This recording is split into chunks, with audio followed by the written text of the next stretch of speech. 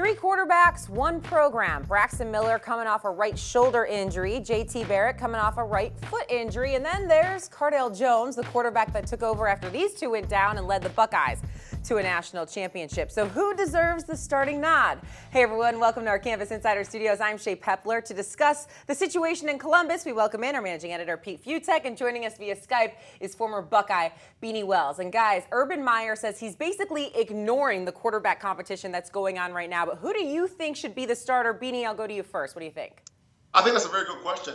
You have JT, who did a fantastic job leading that team last year up until getting hurt. And then you have Braxton Miller, who's had a fantastic career over there. And then you equate Cardale, what he's done over the last three games there, going out beating some of the top opponents and leading them to a national championship. I think right now he has the best case for being the starter there.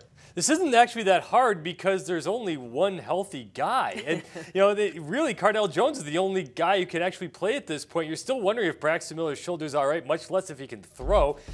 Barrett's still trying to get that heel to heel.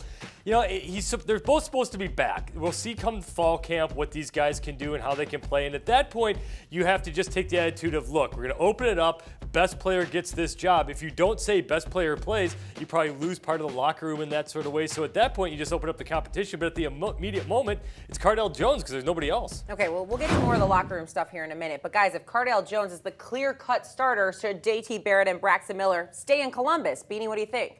Absolutely. I definitely think JT should be there. I'm not so sure about Braxton. JT has a few years of eligibility. And, granted, Cardale could stay another year, but I don't foresee that. If he goes up and has another fantastic year, I see him being a first-round, even top 5 type pick. And then you can bring JT in, and he could be there for the next few years. So Braxton, it depends on what position he wants to play. If he wants to be a guy that goes in and he's a wide receiver or a running back, but if he thinks his future is at quarterback, then I don't know if it's the best situation for him to stay there. Because I'm, of course, smarter than Meyer, I'll give him advice and tell him what to do. What you do is you say, like you said, Cardale Jones could be the #1 overall pick next year, and you say, we're going to develop Cardale Jones. Braxton Miller, you sit him down, you say, you are not an NFL quarterback. You can have a nice long career as a receiver, or maybe as a running back. We're going to design special packages for you and put you in the special position. Barrett, give your leg a year to heal, and you're our guy next year. And there you've got your pecking order.